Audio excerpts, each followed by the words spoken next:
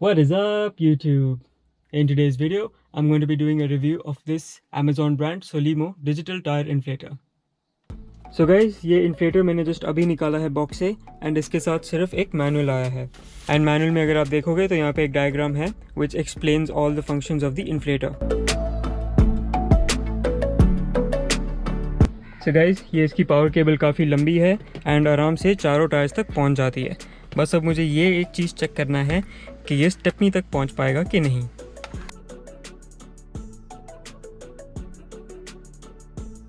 तो जैसे आपने देखा इन्फ्लेटर डिक्की तक पहुंच तो गया था बट स्टेपनी तक नहीं पहुंच पाया, बस थोड़ा सा कम रह गया एंड मेरी कार है भी थोड़ी लंबी.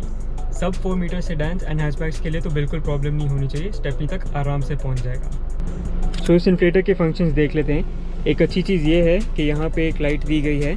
समझो रात को अंधेरे में हवा भरना पड़ गया तो ये लाइट काम आएगी. तो लाइट ऑन ऑफ होता है यहाँ से. ये देखिए लाइट हो गया है ऑन एंड ये दबा के एक रेड फ्लैशिंग लाइट है एंड एक और फास्टर रेड फ्लैशिंग लाइट है एंड फिर इसके बाद ये बंद हो जाता है. सो आई गेस ये रेड फ्लैशिंग लाइट इसलिए दी गई है कि लोगों को चेतावनी देने के लिए, अगर आप एकदम अंधेरे में काम कर रहे हो तो वो रेड लाइट फ्लैशिंग काम आएगी. एंड नेक्स्ट थिंग इज़ ये जो ऑन ऑफ बटन है it is for the inflation to start and stop. So guys ये plus minus button are to adjust the pressure and ये जो है M is to adjust the unit. जैसे अभी PSI है, ये अभी हो गया है बार, ये हो गया KPM. तो यहाँ पे मोस्टली PSI यूज़ करते हैं, so will leave it on PSI. And अब सेलेक्ट कर लेते क्या प्रेशर चाहिए. सो मैं इसमें 32 सेलेक्ट कर लेता हूँ. सो गाइज इसकी सेटिंग कंप्लीट हो गई है. बस ये होस को टायर के वाल में कनेक्ट करना है एंड यहाँ से ऑन का बटन दबा देना. सो गाइज ये आज सुबह ही मैंने नोटिस किया कि मेरा टायर पूरा फ्लैट हो चुका है. सो ये इन्फ्लेटर टेस्ट करने का मौका फाइनली मिल गया, क्योंकि इन्फ्लेटर मैंने बहुत टाइम से मंगा के रखा था बट कभी यूज़ नहीं किया. तो आज ये भी देख लेंगे कि कम्प्लीटली फ्लैट टायर को इन्फ्लेट करने में कितना टाइम लगता है. तो उसके लिए मैं अपने फ़ोन पे एक टाइमर भी लगाऊंगा.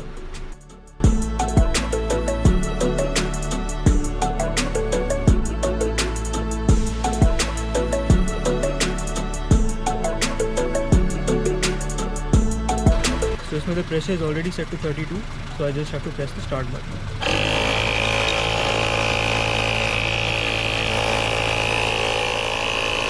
ये मैंने टाइमर भी स्टार्ट कर दिया इसमें. So let's see how long this takes.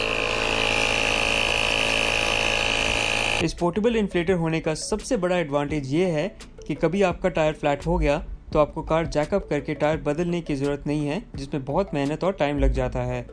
आप टायर में हवा भर के सीधा पंक्चर वाले के पास ले जा सकते हो.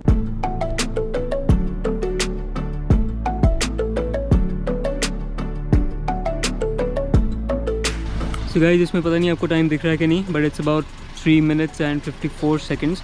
उतनी देर में it has charge up to a pressure of 24 PSI and इसके बाद ये बहुत ज़्यादा ज़ोर से वाइब्रेट करने लगा. इसके लिए मैंने इसको अभी स्टॉप करके थोड़ा सा ब्रेक दिया है, क्योंकि मैं नहीं चाहता कि पहले यूज़ में ये उड़ जाए. तो गाइस मैं अभी इसको रिज्यूम करने वाला हूँ. क्या मैं करता हूँ स्टार्ट एंड यहाँ पे भी करता हूँ स्टार्ट.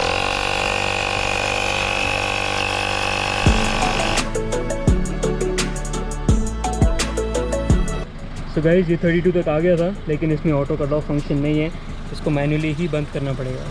तो मैंने 32 पे इसको ऑफ़ किया एंड अब धीरे धीरे जैसे अंदर का टेम्परेचर कम होगा इसका प्रेशर भी गिरेगा. एंड ऑब्वियसली इसमें वैसे भी कोई लीक है जिसकी वजह से फ्लैट हुआ था ये, तो वो लीक भी अभी इन्वेस्टिगेट करना पड़ेगा. तो एनी अब एटलीस्ट इसमें इतनी हवा आ चुकी है कि मैं इसको पंक्चर वाले के पास ले जा सकूँ. वहाँ पहुँच के टायर में एक स्क्रू मिला जिसकी वजह से वो फ्लैट हुआ था.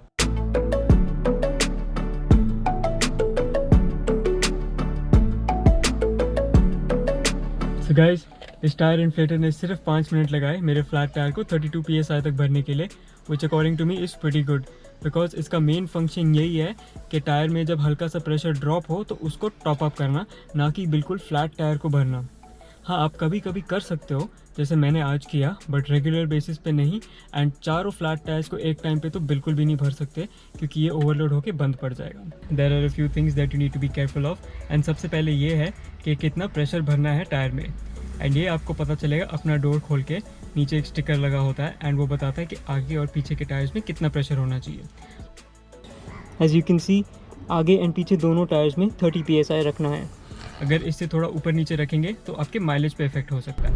बट गाइज एक और चीज़ है, ये इन्फ्लेटर जब हवा को कंप्रेस करके टायर के अंदर भरता है तो उससे हवा का टेम्परेचर बढ़ता है, वो एक्सपैंड होता है एंड टायर का प्रेशर भी इंक्रीज़ होता है. तो भरने की कुछ देर बाद जब हवा का टेम्परेचर गिरता है तो उससे टायर का प्रेशर भी गिर जाता है। तो अगर आप 30 पे ही भरोगे इसको तो थोड़ी देर के बाद ये 28 या 29 PSI हो जाएगा। इसलिए हमेशा 1 या 2 PSI एक्स्ट्रा भरना चाहिए ताकि कूल डाउन होने के बाद वो उस प्रेशर पे आ जाए जितना आपको चाहिए। सो जैसे कि आप देख सकते हो यहाँ पे रबर के 4 पैर दिए गए हैं एंड यहाँ साइड में भी 2 पैर दिए गए हैं। तो यहाँ तो आप उसको ऐसा खड़ा रख सकते हो या ऐसा लिटा के भी रख सकते हो। सो मैंने इसको भरने के टाइम पे ऐसे रखा था, लेकिन मैंने जिस सरफेस पे उसको रखा था वो फ्लैट नहीं था एंड वाइब्रेशन से ये हिलता बहुत है। तो उससे आप ये देखिए कितने बड़े बड़े स्क्रैचेस पड़ गए हैं यहाँ पे। इसके नीचे कुछ कार्डबोर्ड या कुछ रखना चाहिए था मुझे ताकि स्क्रैच ना हो। एंड अगर आप देखोगे तो यहाँ पे एक एयर वेंट है, तो यहाँ पे इसके नीचे कपड़ा मत रखना क्योंकि वो कपड़ा इस एयर वेंट को ब्लॉक करेगा एंड ये ओवरहीट होकर बंद हो जाएगा। सो गाइज, यूज़ करने के बाद ये सब अब वापस सिक्योर करना है, तो मैं आपको दिखा देता हूँ कैसे करेंगे। यहाँ पे एक गैप है, उस गैप में अडेप्टर को डालेंगे एंड फिर उसके पीछे इस वायर को भी डाल देंगे अंदर। अब इस स्पेस में इस होस को कॉइल करेंगे।